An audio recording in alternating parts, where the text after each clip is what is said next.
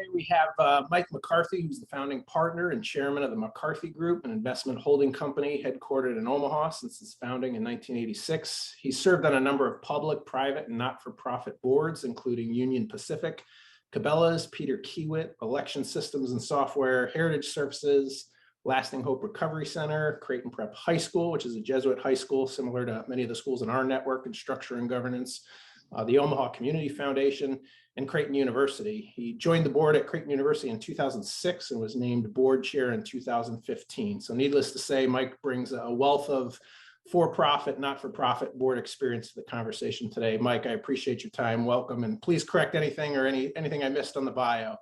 No, you've overstated it all. It's all good. Very good, very good. Well, Mike, with your wealth of experience, I've talked a little bit just about, the fact that our network is moving to these governance committees and how governance or trusteeship committees can help support good board governance. So, at a high level, just let you kind of just chime in with your wisdom as to, thoughts on some of the questions I sent you ahead of time, whatever strikes you.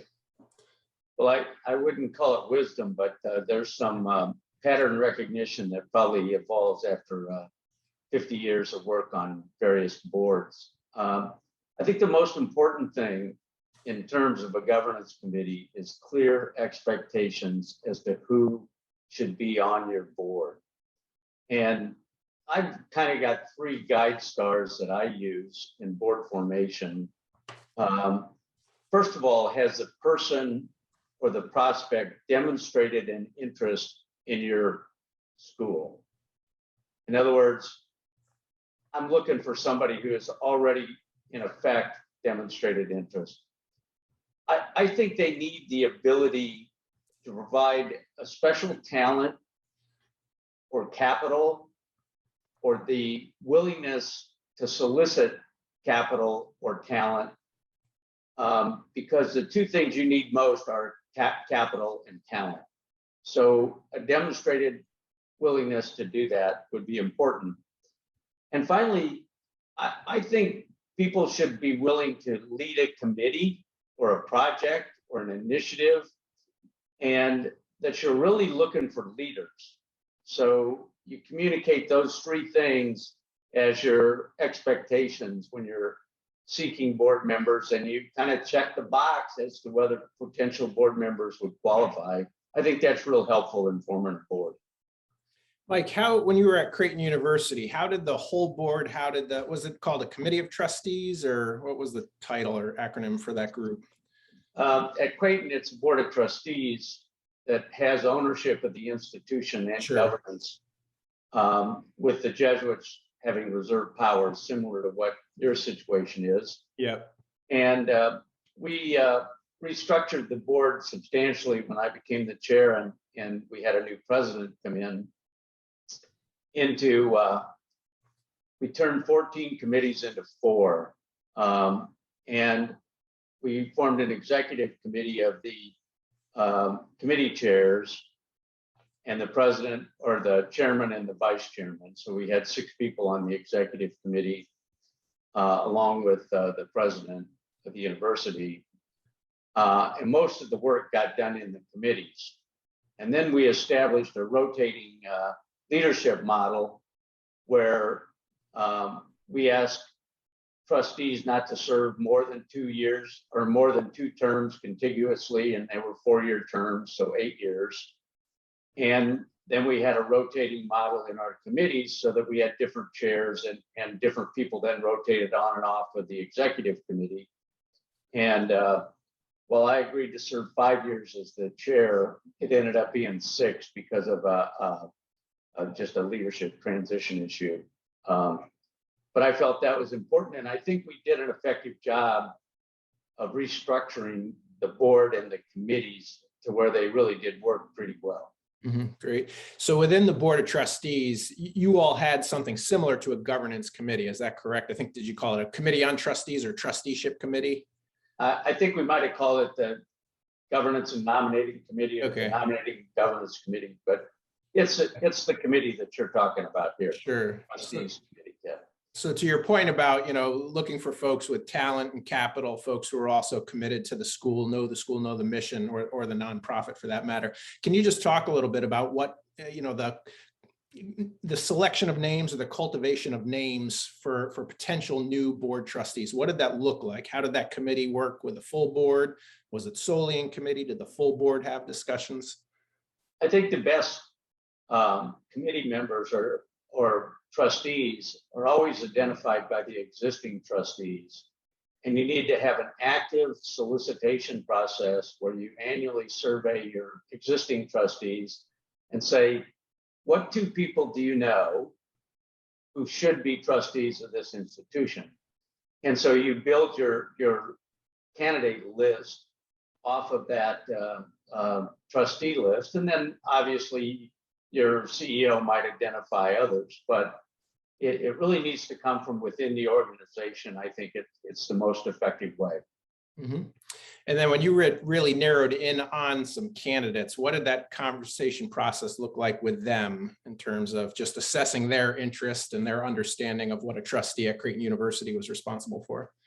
Well, first of all, I think that it's important that you demonstrate how important it is by having either the CEO or the chair of the board or both reach out to prospective candidates and say, we'd like to talk to you about becoming a trustee of our institution. Then the conversation is built around these expectations. Here's what we're looking for, and we would hope you'd consider it. And you go from there. But I think it's important in our recruiting in most of our boards, profit and not-for-profit, are board driven, not outside consultants, for example. Yep. On the selection of new trustees, some of our schools like Creighton University, like Creighton Prep in Omaha have extensive experience, a huge alumni base. Philosophically, what are your thoughts on, bringing in trustees from outside, that aren't graduates of the school? I think sometimes boards might be, lean a bit towards only looking at alumni or being very alumni heavy on their board. So do you have an approach to Creighton University? I mean, my impression was Creighton University was very much open to community leaders who supported the mission of Creighton University. So just, what do you see as kind of that healthy balance of alums on the board versus community friends that buy into the mission of the institution? So first of all, I used to kid the Jesuits that being educated by the Benedictines, we had a much longer tradition, 1,500 years of existence, as opposed to a mere 500 for the Jesuits. So I was not a Creighton alum. And secondly, I'd say at one point, the Creighton board was made up of Omaha CEOs, which was also wrong in the sense that it was more of a social club as opposed to a committed, passionately engaged organization.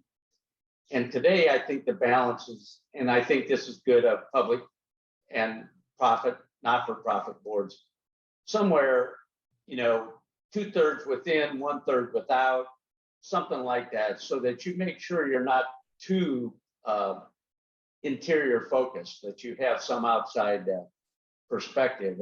And if you want to broaden your community, you need to reach out into the communities that are adjacent that you want to access and bring in directors from those communities in order to engage them. So some kind of a balance, but probably something like 2/3 inside, 1/3 outside. Mm-hmm, mm-hmm. And that kind of leads me to one last question on the whole concept of new board trustee identification.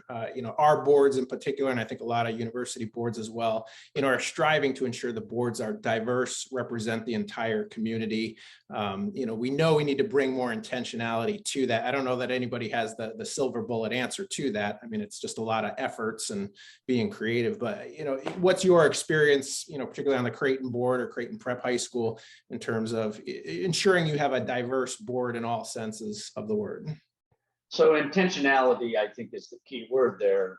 And that needs to translate into identifying what I would call adjacencies. In other words, if we want to expand our ability to serve into a certain community, we first must identify leaders in that community and ask them to join us to help us govern ourselves. so that we'll be more relevant to the community we want to access. So it's really strategic in the sense, for example, when Creighton wanted to expand into Phoenix, we were very, very intentional about going into the Phoenix community and determining, what our market was and finding leaders within that adjacency to come onto our board. And we've added several, and it's been very, very successful. Yeah, excellent. And I think we could easily extrapolate that concept for those Sure. on our call that aren't aware. Yeah, the Creighton University has a pretty robust connection at this point with Phoenix, Arizona. Just Right. is that we opened a new medical school down there, but for example, I'm on the Union Pacific Railroad board, and so it makes sense to recruit a UPS retired executive, right? I mean, you look for the adjacencies, and then you bring in the talent, and then you can develop a relationship with that community, perhaps. Yep. Great.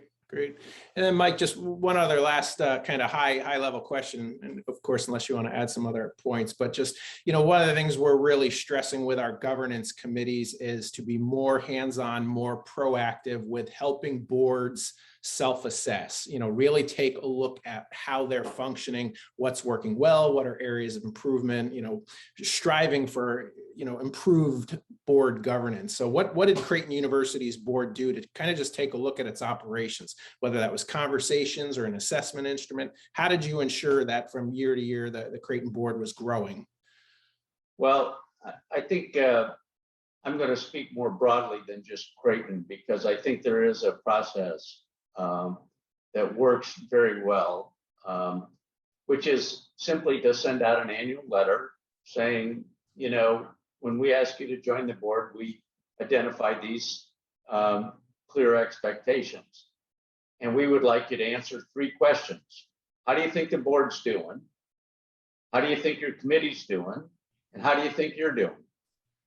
And what we find is that self-assessment collected anonymously, if you wish, is actually pretty effective in measuring the board's progress or lack of progress. And it should be simple. It should be on one page so that people will take the time to answer it. You might think about dismissing anybody who doesn't take the time to answer it, and really to build accountability, starting with the board, then the committee, and then your self-assessment. So I found that to be pretty effective and pretty simple. Sure. And did you, as board chair, along with kind of that trusteeship committee, governance committee, who was responsible for kind of collecting that data and deciphering the themes? So we usually bring it to it comes to the chair of the board and the chair of the nom-gov committee. And you can figure out it can come anonymously or not. You never want to identify individual responses as you report it out to the board as to attribution, but those 2 would be responsible for collecting and consolidating the view of the board itself. And it can be a very positive conversation, but it shouldn't be just everything's rosy, because it never is. Sure, absolutely. Well, Mike, you and I have had, back in my Omaha days, have had a fair number of conversations just about governance and Catholic education. And again, for all your experiences, I know you're a huge supporter of Catholic education. Any other final comments that you just kind of like to share relative to Catholic school governance?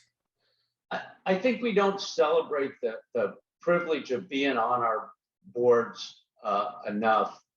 And there's a lot of big and small ways to recognize people's contribution, and whether that's to celebrate their participation, their retirement, their orientation, their beginning, their end, to have something at graduation. I mean, we really need to celebrate people's contribution more than we do, and to be not just grateful, but publicly grateful, I think, as a way to inspire more effort on the part of our trustees.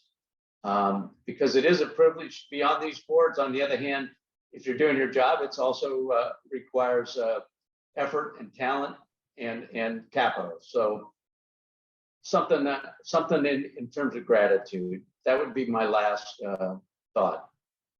Very good. Very good. Well, Mike, I very much appreciate your time and your insights. Again, you've done a lot for Catholic education, and I just appreciate you sharing some time with us this morning. Great.